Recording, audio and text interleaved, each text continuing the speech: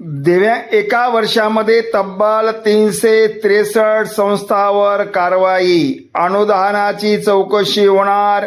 सर्वाधिक 103 संस्था छत्रपती संभाजीनगर विभागात नियमबाह्य काम करणाऱ्या संस्थांना लागला लगाम. दिव्यांगांच्या न्याय हक्कासाठी बोगस 900 संस्थांची नोंदणी रद्द. राज्याच्या दिव्यांग कल्याण विभागाने गेल्या 13 वर्षात नियमबाह्य काम करणाऱ्या तब्बल 900 दिव्यांग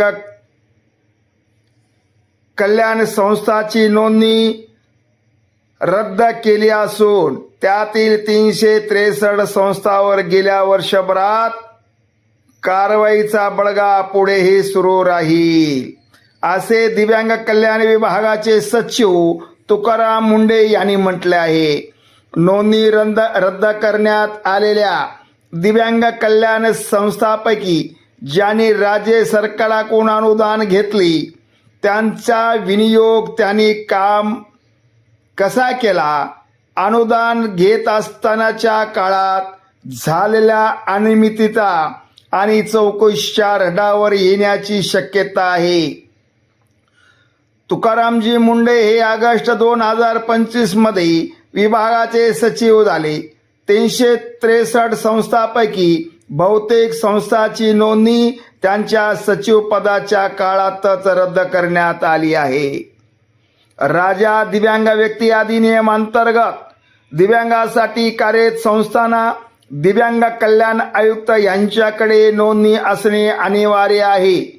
ज्या संस्था दिव्यांग क्षेत्रात कार्यरत आहेत किंवा कार्य करू इच्छितात त्यांनी दिव्यांग कल्याण आयुक्ताकडे नोंदणी करणे आवश्यक आहे.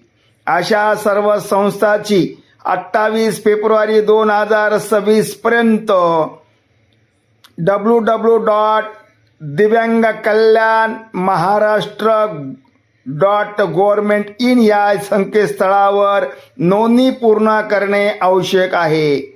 नोंदणी न केल्यास संबंधित संस्थांवर अधिनियमातील कलम 91 नुसार कारवाई करण्यात येणार असल्याचे मुंडे यांनी स्पष्ट केले आहे.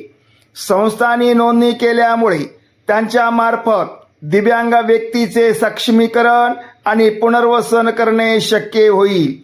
हे कार्य करताना दिव्यांगाच्या हक्काचे अधिकाराचे उल्लंघन होणार नाही आणि त्यांना न्याय दिला जाईल याबाबत दक्षता घेतली जाईल. नोंदणी का रद्द करण्यात आली? काही संस्थांनी प्रत्यक्ष जेवढे विद्यार्थी रेकॉर्डवर दाखविलेले होते प्रत्यक्षात तेवढे विद्यार्थी संस्थेत नव्हतेच. कायद्यानुसार या संस्थांनी दिव्यांगांना ज्या सवलती द्याव्याला हव्यात त्या दिल्याच नाहीत, फक्त कागदावरच दाखविल्या. दिव्यांग संस्थांसाठी असलेल्या कायद्याची सर्रास उल्लंघन करण्यात आले.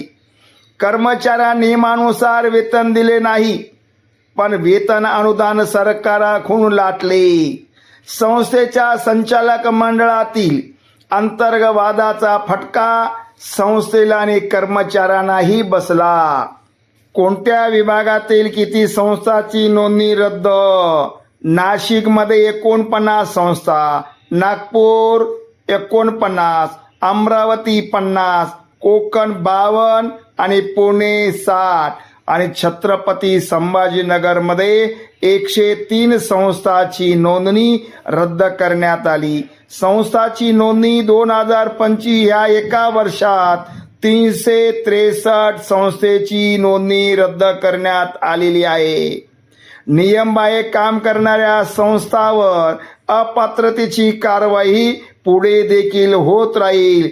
ज्या उद्देशासाठी संस्थेला नोंदणी देण्यात आली त्या उद्देशाचे पालन होत नसेल तर अपात्रता ही करावीच लागेल. नोंदणीशिवाय चालणाऱ्या संस्था बंद केल्या जातील.